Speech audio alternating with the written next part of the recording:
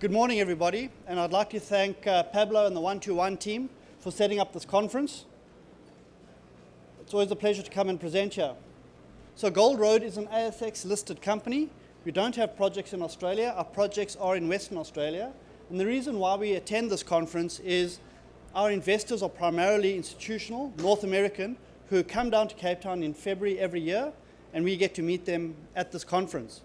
In addition, we see no reason why we should not be putting the best Australian gold exploration story to investors at this conference. Our market cap is around 700 million Australian dollars. We've got $237 million in the bank. If you look at that share price graph, from when the standout world-class Griot deposit was discovered on our Yamana belt in 2013, the share price has continued to rise upwards. On the back of that discovery, we also have the large North American following that are the resource specialists in the area. Where we are is east of Laverton, east of Kalgoorlie, which most people have heard of. We control on the Yamana belt 6,000 square kilometers of tenement.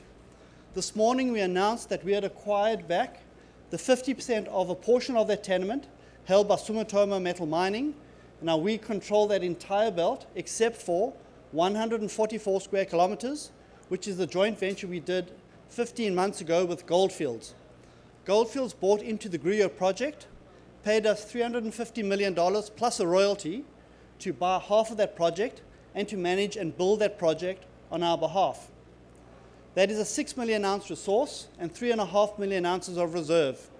A 13-year mine life producing on average 270,000 ounces of gold, an average AISC of $945 Australian. So lowest quartile operating cost, long life project in a tier 1 jurisdiction with a partner as a major. So a major as a partner. But more importantly than that, we control the rest of that belt where we are putting in around $20 million per year of greenfields exploration, which is the largest greenfields exploration budget in Australia and potentially the largest greenfields gold exploration budget globally. The Griot project update is it's on track, 32% constructed, we've got 12 months to go, 72% of engineering is completed, all major contracts have been awarded. The scale of the project is 7.5 million tonne per annum. However, we do have larger mills. We have secured 8.5 million tonne per annum mills, and that'll be phase 2 of the project. Once the project is built and in steady state, we will look at expanding the throughput to take advantage of the throughput capacity. For those who like to see pictures of the project, that's the timeline for when we started construction. It's an 8-quarter construction schedule. We're now in the first quarter of 2018, scheduled for completion in the first quarter of 2019, with commissioning and first gold by the end of that first quarter 2019. Bulk earthworks was awarded to Macca's. They've been well on track, delivering the milestones ahead of schedule. We also secured a 650-person camp. This was from one of the iron ore companies. We bought that camp for less than a house in Camps Bay. 650 rooms, gen sets, rec rooms, everything. The EPC contract has been awarded to AMEC Foster Wheeler together with Civmec joint venture.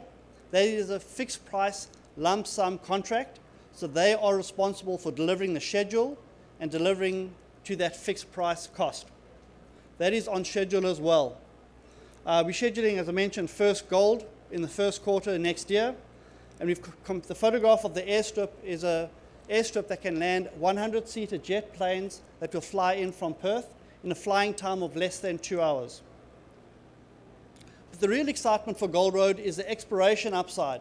Controlling an entire Greenstone Belt, unexplored Greenstone Belt, with no historic mining on it. The known belts in Western Australia, Kalgoorlie, Leonora, Laverton, those belts have been explored for over 125 years, hundreds of millions of ounces discovered across those belts. Our belt has only had systematic exploration in the last 10 years. Griot is the first million-ounce plus deposit discovered on that belt, discovered in 2013, October 2013, and forecast for first gold production within 6 years from discovery. So a very fast schedule from discovery all the way through to production. That's a map of our main tenement holding, the Yamana Belt. And as mentioned, we announced this morning we've acquired back from Sumitomo half of the southern half of those tenements. So we now run exploration across that entire belt for our shareholders. The joint venture with Gold Fields is just the yellow area, which covers 144 square kilometers. So all the exploration upside for our shareholders is contained in the blue areas, where we have done targeting work over the last few years. We've identified over 10, what we've called camp scale targets of 100 to 150 square kilometers alone.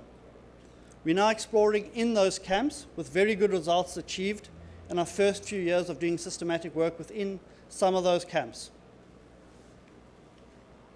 Our exploration activities are aimed at finding million-ounce plus deposits. Where we go along and with the exploration, we discover something which economically we think could be 100 to 300,000 ounces.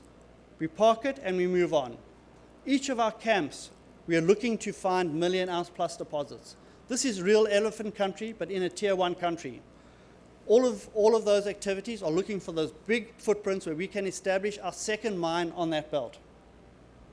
As an example of drilling that we've done over the last year, Corkwood, which is the most northern camp, so each of those ovals are camps within the northern half of the Yamana Belt. Corkwood is the most northern one. Last year, RC and diamond drilling identified an area called Ibanez. Drill assays from that target, 10 meters at 28 gram per ton and 8 meters at 11 gram per ton. This is first pass testing of these camps. No previous drilling in these camps, and we are getting very good results across that belt. Most southern camp, the Wandery camp, there in the Morello area, we hit 5 meters at 12 gram per ton. So there's a lot of smoke across that belt. Griot at 6 million ounces is a great discovery, but we're not happy with just that discovery. We are looking to find more big systems across that belt. There are camps there that we haven't even got into yet.